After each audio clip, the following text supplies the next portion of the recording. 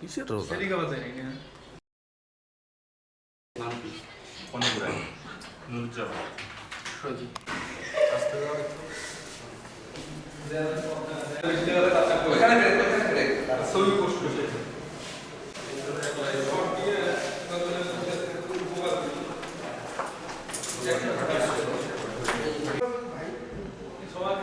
এইবার আসুন।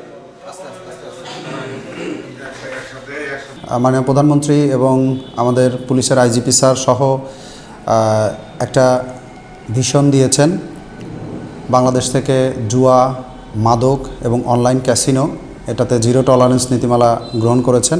তারই অংশ হিসেবে আমরা গতকাল থেকে অর্ধরাত পর্যন্ত লালমনিরহাট জেলা কালীগঞ্জ থানাধীন গোরলের মালগড়া নামক একটি জায়গা থেকে অভিযান পরিচালনা করে 3 জন ক্যাসিনোর সহিত সম্পৃক্ত ব্যক্তিকে গ্রেফতার করেছি এবং তাদের নিকট হতে আমরা 6টি মোবাইল, সব মিলিয়ে 24টি সিম কার্ড, যার বেশিরভাগের মধ্যেই নগদ, বিকাশ এগুলোর অ্যাকাউন্ট ওপেন করা আছে।